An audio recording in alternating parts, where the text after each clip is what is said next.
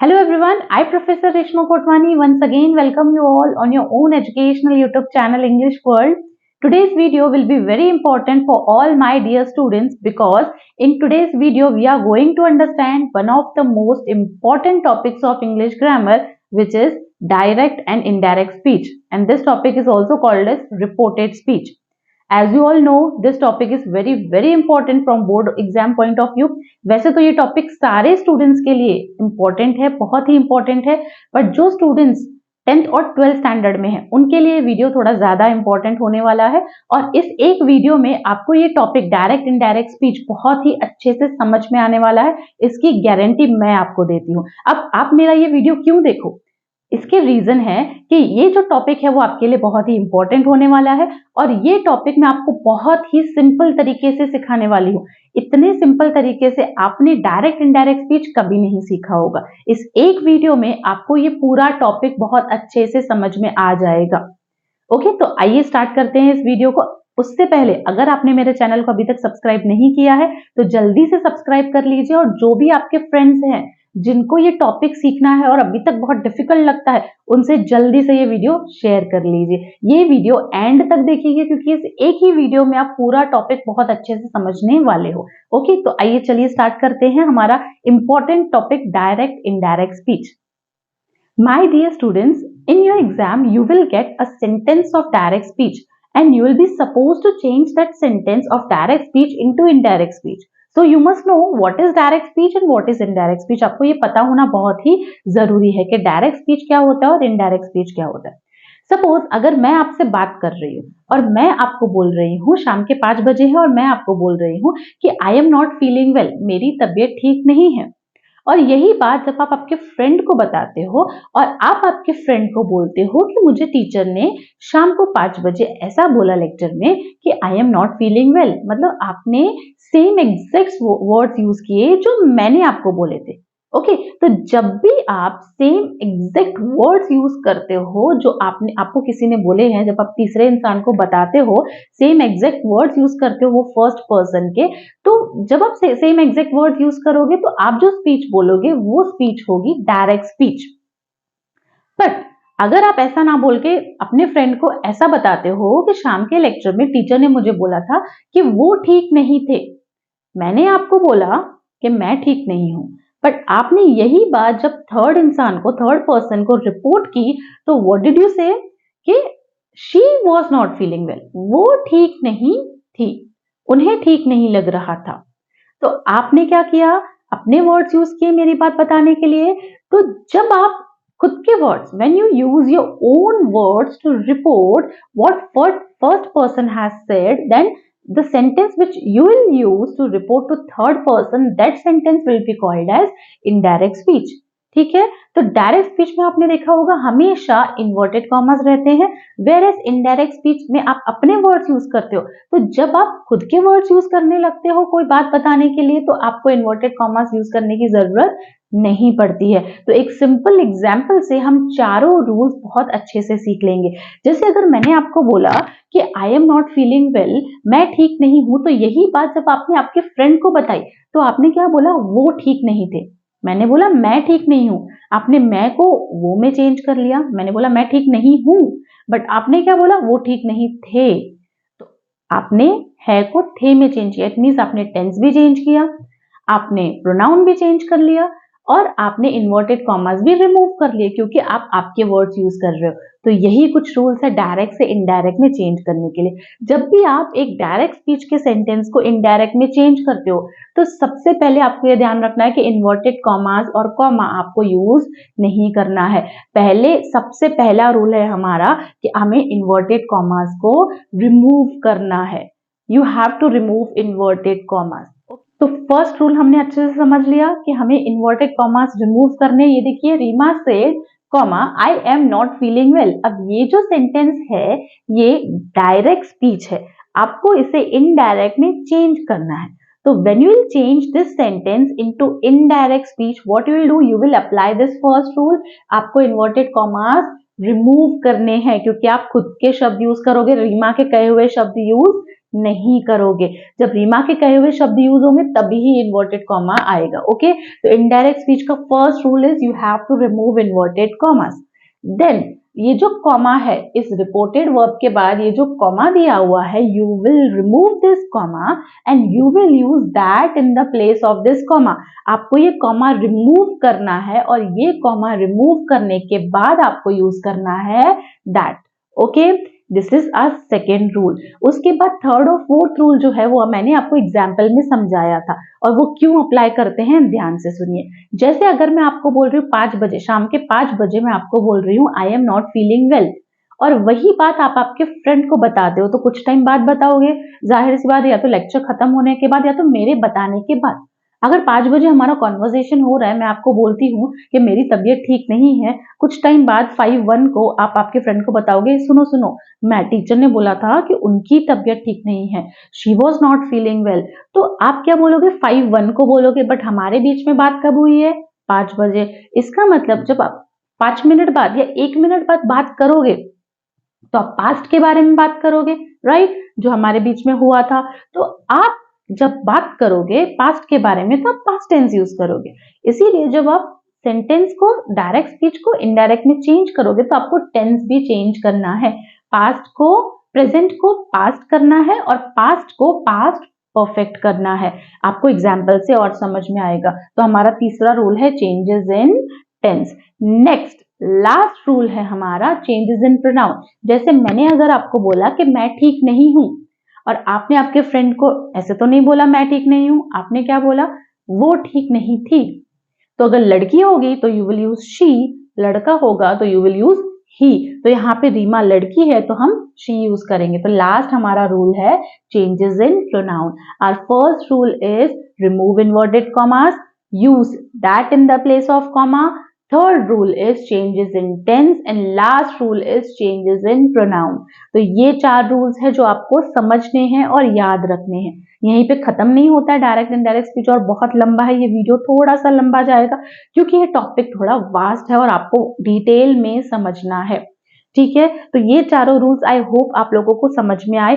अगर आपको नहीं समझ में आए तो आप लोगों को ये चारों रूल्स सेंटेंसेस सॉल्व करते हुए समझ में आएंगे। अगर आपको 50% भी समझ में आया तो वेल एंड गुड। ओके, आगे हम जब सेंटेंसेस सॉल्व करेंगे और आगे जब डायरेक्ट इनडायरेक्ट स्पीच बढ़ेगा तो आपको ये टॉपिक बहुत अच्छे से और ज्यादा क्लियर होता जाएगा। राइट, चलिए आगे बढ़ते हैं। ये देखिए सेंटेंस लिखा है Reema said I am not feeling well. तो अगर इस डायरेक्ट को आपको इनडायरेक्ट में चेंज करना है तो क्या करोगे? स्टार्टिंग सेम आएगा आपका, रीमा स्टार्ट सेम होगा, इस कॉमा के जगह पे you will use that, pronoun है ये, आई के जगह पे शी यूज करोगे, टेंस चेंज करना है was.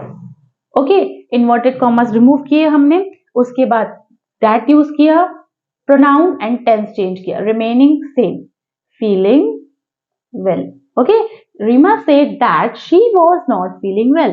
It is as simple as that. Okay, ma'am क्या हमको इतना सिंपल क्वेश्चन आएगा जैसे आपने सिखाया? नहीं स्टूडेंट्स, आपको इतना सिंपल क्वेश्चन नहीं आने वाला है। हम शुरुआत हमेशा सिंपल से करते हैं क्योंकि आपको रूल्स समझ में आने चाहिए। अगर आपको रूल्स समझ में आ गए, ध्यान से सुनिएगा, आपको याद नहीं करना है। अगर आपको रूल्स समझ में आ गए तो कोई भी सेंटेंस कितना भी बड़ा हो, आपको रूल्स के साथ वो सिंपल ही लगने वाला है। तो आइए हम और एग्जाम्पल्स देखते हैं। सबसे पहला एग्जाम्पल जो हमने लिखा हुआ है वो है he said I am going out. He said I am going out. So what you will do? You will remove these inverted commas, right? First rule. Second rule, you will use that in the place of this comma. You will write he said, comma के जगह पे आप लिखोगे that. I के जगह पे हम क्या लिखेंगे? प्रोनाउन है ये, प्रोनाउन चेंज करना है। प्रोनाउन क्या है हमारा? he. ओके, एम के जगह पे टेंस चेंज करना है was, आगे सेम आएगा going out. He said that he was going out, right.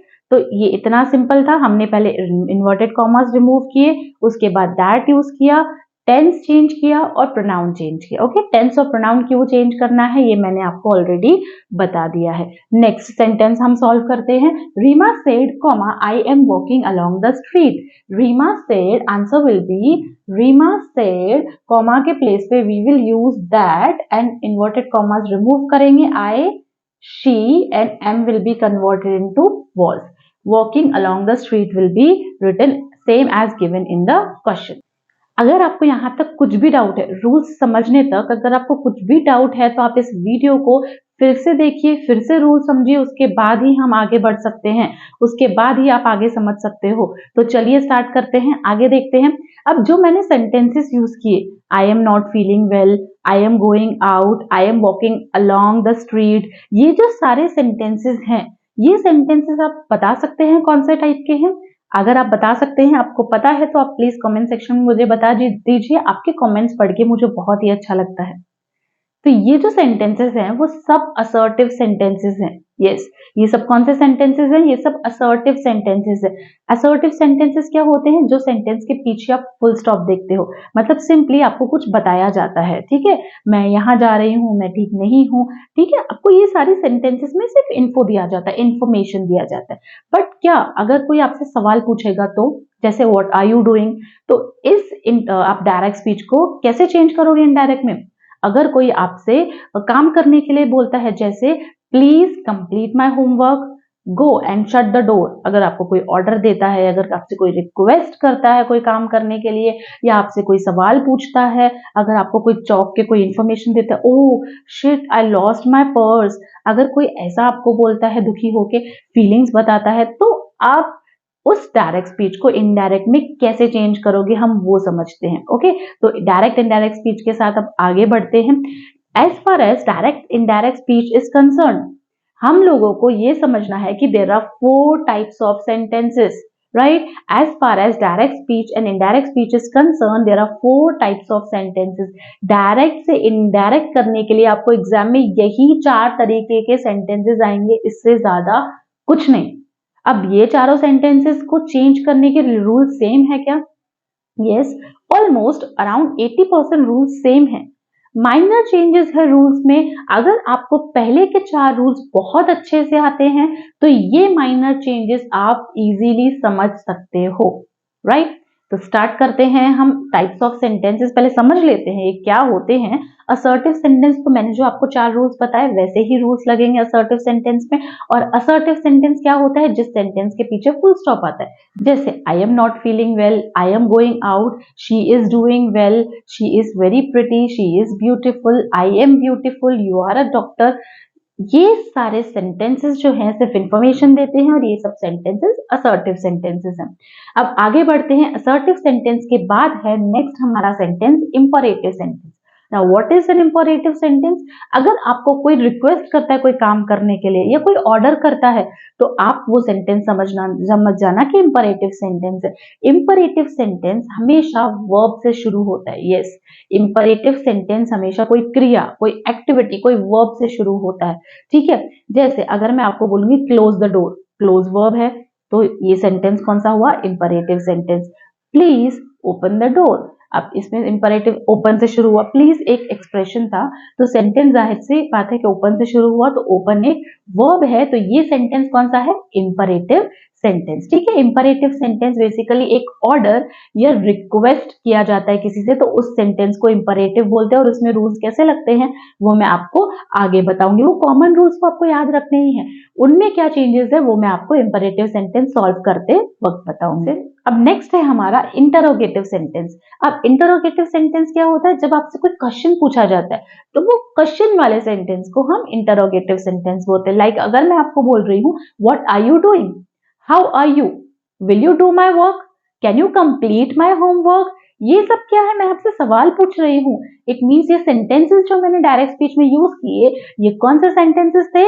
Interrogative sentences. Last है हमारा एक्सक्लेमेटरी सेंटेंस। जैसे अगर मैं कोई फीलिंग, खुशी की, दुख की, सरप्राइज की, अगर मैं कोई फीलिंग आपसे शेयर कर रही हूँ, ये वर्ड्स शेयर कर रही हूँ, जैसे हुर्रे, ओ नो, ये सब क्या है? ये एक्सप्रेशंस है। मैं एक्सक्लेम कर रही हूँ, मेरे एक्सप्रेशंस आपको बता रही हूँ, फीलिंग्स आपको बता रही हूँ। जब मैं आपकी फीलिंग्स बताऊंगी, तो वो पर्टिकुलर सेंटेंस एक्सक्लेमेटरी सेंटेंस हो जाएगा। और एक्सक्लेमेटरी सेंटेंस में आप हमेशा से एक्सक्लेमेटरी मार्क देखते हो, राइट? तो इस तरीके से 4 टाइप के सेंटेंसेस हैं। अगर आपको डायरेक्ट से इनडायरेक्ट में चेंज करने, तो यही 4 टाइप के सेंटेंसेस आपको एग्जाम में डायरेक्ट स्पीच में आते हैं, इनमें से कोई एक। हमने असर्टिव तो सीख लिया, सिंपल सेंटेंसेस सीख लिए, डिफिकल्ट सेंटेंसेस पूरा कंप्लीट होने के बाद सीखेंगे। तो हमने सिंपल सेंटेंसेस तो सीख लिए। अभी जो सिंपल सेंटेंसेस हमने सीखे वो सब असर्टिव थे, जिसमें हमने चारों रूल्स अप्लाई किए थे। अब हम नेक्स्ट सीखेंगे इंपरेटिव सेंटेंस। जैसे कि मैंने आपको बताया, imperative sentences are those kind of sentences where someone is requesting और ऑर्डरिंग। ओके, तो कहीं पे कोई अगर रिक्वेस्ट कर रहा है या आपको कोई ऑर्डर दे रहा है कोई काम करने के लिए, तो वो पर्टिकुलर सेंटेंस होगा इंपरेटिव सेंटेंस, राइट। अब ये देखो, यहाँ पे लिखा है शी सेड टू मी, उसने मुझे बोला प्लीज हेल्प मी। अब ये प्लीज बोल रहा है मतलब रिक्वेस्ट कर रहा है। तो जब कोई रिक्वेस्ट करता है तो हम सेड के जगह पे लिखेंगे requested. She requested me. Okay, ये तो पूरा सेम रहेगा। कॉमा के जगह पे हम यूजुअली नॉर्मल सेंटेंस में, असर्टिव सेंटेंस में कॉमा के जगह पे हम दैट यूज कर रहे थे, बट यहाँ पे कॉमा के जगह पे हम दैट यूज नहीं करेंगे। ये चेंज है सेकेंड रूल में, use that in the place of comma नहीं आएगा। सेकेंड रूल इंपरेटिव सेंटेंस में है use to in the place of comma, तो इस कॉमा के जगह पे हम इंपरेटिव सेंटेंस में टू यूज करेंगे। शी रिक्वेस्टेड मी टू, अब ये रिक्वेस्टेड लिखा है हमने तो प्लीज नहीं लिखेंगे। हेल्प, प्रोनाउन चेंज होगा शी का हर, मी के जगह पे हर, राइट। तो आंसर है हमारा she requested me to help her. Okay, next, mother said clean the room. अब क्लियरली यहाँ पे समझ में आ रहा है कि मदर ऑर्डर दे रही है रूम क्लीन करो, तो यहाँ पे क्या लिखेंगे, मदर ऑर्डर्ड, ऑर्डर दे रहे हैं इसलिए ऑर्डर्ड, कॉमा के जगह पे टू, आगे पूरा सेम क्योंकि प्रोनाउन नहीं है, राइट। तो आपको सोचने की जरूरत नहीं है। टेंस का यहाँ पे रूल अप्लाई हो गया, ईडी हमने लगा दिया। आपको टेंस और प्रोनाउन ये सोचने की जरूरत नहीं है, फर्स्ट और सेकेंड रूल पे ही ध्यान देना है आपको। ओके, तो जब आपको एग्जाम में इंपरेटिव सेंटेंस आएंगे तो आप क्या करोगे, ध्यान से सुनिए, फिर से एक बार रिवाइज करवा देती हूँ। जब भी आपको एग्जाम में इंपरेटिव सेंटेंसेस मतलब रिक्वेस्ट करने वाले या ऑर्डर देने वाले सेंटेंसेस आएंगे तो what you will do, you will use to in the place of comma. ठीक है, रिपोर्टिंग वर्ब आप या तो ऑर्डर्ड या तो रिक्वेस्टेड यूज करोगे, ये दो चेंजेस आपको करने हैं, बाकी पूरा इन्वर्टेड कॉमास रिमूव होंगे, बाकी सब सेम रहेगा, राइट। तो आपको दो पॉइंट याद रखने हैं, एक आपको रिपोर्टेड वर्ब के जगह पे लिखना है ऑर्डर्ड या रिक्वेस्टेड, और दूसरा आपको कॉमा के जगह पे टू यूज करना है। ओके, था ना सिंपल इंपरेटिव सेंटेंस। आप लोगों को इंपरेटिव सेंटेंसेस भी बहुत अच्छे से समझ में आ गए। अब नेक्स्ट हम स्टार्ट करने जा रहे हैं interrogative sentences. I have already told you what is an interrogative sentence. Interrogative sentence में जैसे मैंने आपको बोला कि क्वेश्चन पूछा जाएगा, तो क्वेश्चन दो तरीके के होते हैं।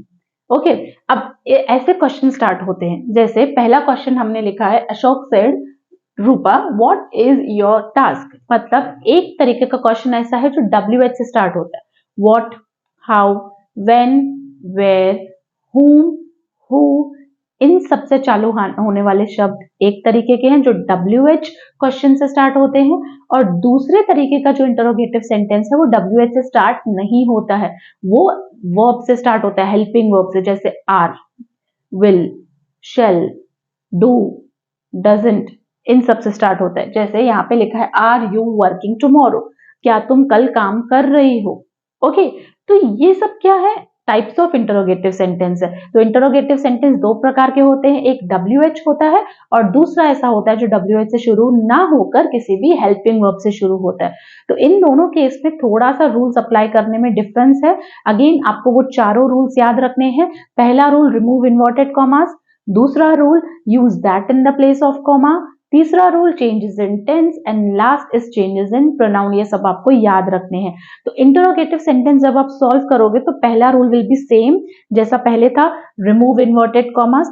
दूसरे रूल में थोड़े चेंजेस है, जब भी आपको WH वाला क्वेश्चन दिखाई दे तो आप जो दूसरा रूल है कॉमा, उसकी जगह पे आप कुछ भी यूज नहीं करोगे, you won't apply second rule, use that in the place of comma वाला रूल आप अप्लाई नहीं करोगे, राइट।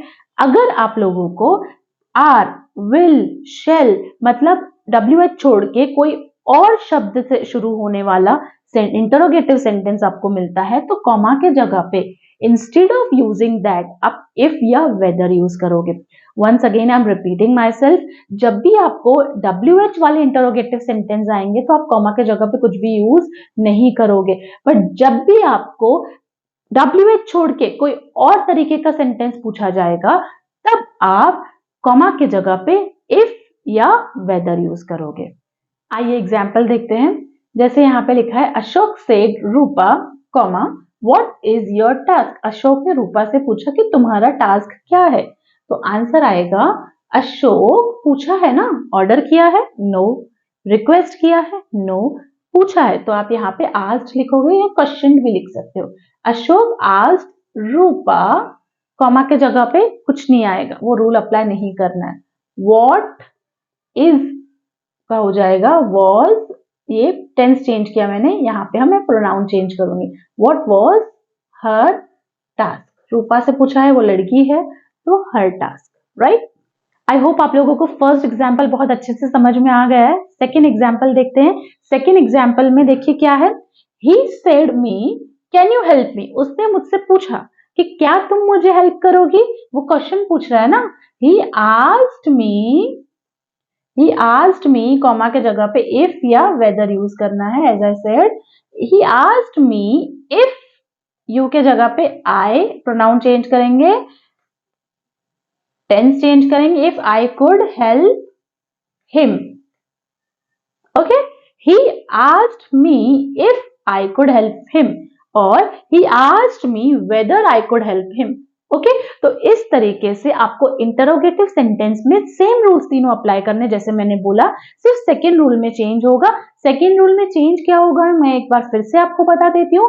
अगर आपको WH वाला क्वेश्चन आएगा इंटरोगेटिव सेंटेंस में तो आप सेकेंड रूल अप्लाई नहीं करोगे, first, third and fourth rule apply करोगे। अगर आप लोगों को WH वाला क्वेश्चन ना आके और कोई are, will, shall, helping verb से स्टार्ट होता है कोई इंटरोगेटिव सेंटेंस, तो आप क्या करोगे उसे डायरेक्ट स्पीच में चेंज करने वक्त सेकेंड रूल में कॉमा के जगह पे दैट ना यूज करके you will use either if और वेदर, दोनों में से कोई एक वर्ड यूज करना है। लास्ट में आप लोगों को फुल स्टॉप देना है। जब आप इंटरोगेटिव सेंटेंस को डायरेक्ट से इनडायरेक्ट में चेंज करोगे तो आप लोगों को इनडायरेक्ट स्पीच में फुल स्टॉप देना है, वेयर इज डायरेक्ट स्पीच में क्वेश्चन मार्क दिया होगा, राइट। लास्ट है हमारा exclamatory sentence. Direct indirect speech का जो लास्ट सेंटेंस हम कर रहे हैं वो है एक्सक्लेमेटरी सेंटेंस। अगर आपको डायरेक्ट स्पीच में एक्सक्लेमेटरी सेंटेंस आता है तो आप उसे इनडायरेक्ट में कैसे चेंज करें, आइए सीखते हैं। अब डायरेक्ट इनडायरेक्ट स्पीच में एक्सक्लेमेटरी सेंटेंस जब यूज किए जाते हैं तो कुछ इमोशंस, मतलब खुशी वाले, दुख वाले, ये इमोशंस बताने के लिए कुछ वर्ड्स जिसे हम इंटरजेक्शंस बोल सकते हैं यूज किए जाते हैं। वो इंटरजेक्शंस ये आपके स्क्रीन पे रहे। अगर हुर्रे लिखा है मतलब वो इंसान खुश है, जॉय, हैप्पीनेस, जॉयफुल। ओके, अगर एलास लिखा है या सॉरी लिखा है मतलब वो दुखी है। व्हाट या हाउ आता है तो सरप्राइज और वंडर वाला सिचुएशन आ जाता है। ओके, ब्रेवो आता है तो मतलब वो अपलॉड, प्रेज या खुशी वाला सिचुएशन आ जाता है, एक्सप्रेशन आ जाता है। अब इसमें आप सेम चारों रूल्स अप्लाई करोगे। जिस तरीके से 4 रूल्स दिए गए थे उसी तरीके से आपको चारों रूल्स अप्लाई करने हैं। सिर्फ एक चेंज करना है आपको, क्या है वो मैं आपको बताती हूँ। जैसे अगर यहाँ पे लिखा है शी सेड, तो सेड ना लिख के एक्सक्लेमेटरी सेंटेंस में यू विल राइट एक्सक्लेम्ड, यहाँ पे आएगा शी एक्सक्लेम्ड। अब इसका आपको फीलिंग, इमोशंस, एक्सप्रेशंस भी लिखना है। अलास माई कैट डाइड, अब यहाँ पे अलास मेरे कैट मर गई, अब वो दुखी है। तो जब कोई दुखी होगा तो आप क्या लिखोगे, एक्सक्लेम्ड विथ सॉरो या एक्सक्लेम्ड विथ रिग्रेट। उसी तरीके से अगर कोई खुश है तो एक्सक्लेम्ड विथ जॉय। अगर कोई बहुत ज्यादा सरप्राइज हो गया है तो एक्सक्लेम्ड विथ एस्टोनिशमेंट, ओके, या एक्सक्लेम्ड विथ सरप्राइज। तो यहाँ पे मैंने लिखा she exclaimed with sorrow that, my के जगह पे her cat had died. Okay, इस तरीके से आपको टेंस और प्रोनाउन का सेम रूल अप्लाई करना है। फर्स्ट सेकेंड रूल भी सेम ही है, सिर्फ यही रिपोर्टेड वर्ब ही चेंज होगा, एक्सक्लेम्ड विथ सॉरो। अब जैसे नेक्स्ट एग्जांपल लिखा है she said how beautiful the night sky looks. अब हाउ है तो मतलब शी इज वंडरिंग, वो वंडर कर रही है, तो यहाँ पे आएगा शी एक्सक्लेम्ड, सरप्राइज भी लिख सकते हो, विथ वंडर दैट, कॉमा के जगह पे आएगा दैट, इन्वर्टेड कॉमर्स मैंने रिमूव किए, दैट द नाइट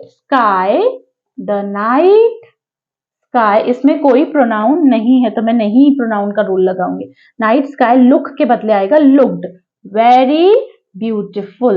ओके, इस तरीके से हमने एक्सक्लेमेटरी सेंटेंस सेकंड वाला चेंज किया। लास्ट एक्सक्लेमेटरी सेंटेंस जो यहाँ पे मुझे दिख रहा है वो है the man said comma I won the match. अब इसमें कोई एक्सप्रेशन नहीं है, बट फिर भी मुझे समझ में आ रहा है कोई मैच दिखेगा तो जाहिर सी बात है वो इंसान खुश होगा, राइट? तो यहाँ पे वो इंसान खुश हो रहा है तो हम क्या लिखेंगे? The man exclaimed with Joy. Okay, the man exclaimed with Joy that he had won the match। इस तरीके से आप एक्सक्लेमेटरी सेंटेंस सॉल्व कर सकते हैं। आई होप आप लोगों को डायरेक्ट इनडायरेक्ट स्पीच के रूल्स किस तरीके से अप्लाई करने हैं, क्या क्या डिफरेंट टाइप के सेंटेंसेस होते हैं, ये बहुत अच्छे से समझ में आ गया होगा। हम जो नेक्स्ट लेक्चर स्टार्ट करेंगे उस लेक्चर में मैं आपको कंप्लीटली सिंपली बहुत सारे सेंटेंसेस सिखाऊंगी ताकि आपके जो डाउट्स रहेंगे वो सब क्लियर हो जाए। अगर आपको इस टॉपिक से रिलेटेड कोई भी डाउट है तो आप मुझे कमेंट सेक्शन में बताइए। मैं इमीडिएटली नेक्स्ट वीडियो लेके आने वाली हूँ सेंटेंसेस के ऊपर, जिसमें हम सीखेंगे डायरेक्ट स्पीच के सेंटेंसेस इनडायरेक्ट में कैसे सॉल्व किए जाते हैं, कोई कुछ और एग्जाम्पल सीखेंगे। अब यहाँ पे रूल समझने के लिए हमने बेसिक एग्जाम्पल सीख लिए और एग्जाम्पल्स हम सीखेंगे नेक्स्ट वीडियो में। अगर आप चाहते हो कि मैं आपके लिए नेक्स्ट वीडियो लेके आऊं जिसमें हम एग्जाम्पल सीखें तो आप कमेंट सेक्शन में प्लीज उसे मेंशन कीजिए। और आपको ये वीडियो कैसा लगा आप मुझे ये भी बताइए। आई होप आप लोगों को इस पूरे वीडियो में डायरेक्ट इनडायरेक्ट स्पीच क्या होता है, कैसे सॉल्व किया जाता है, ये क्लियर हो गया होगा। अगर आपने मेरे चैनल को अभी तक सब्सक्राइब नहीं किया है तो जल्दी से सब्सक्राइब बटन हिट कीजिए और लाइक बटन हिट करना मत भूलना, क्योंकि एक एक वीडियो बनाने में बहुत ज्यादा मेहनत लगती है और आपसे इस मेहनत के बदले मुझे सिर्फ लाइक चाहिए। Thank you so much for watching.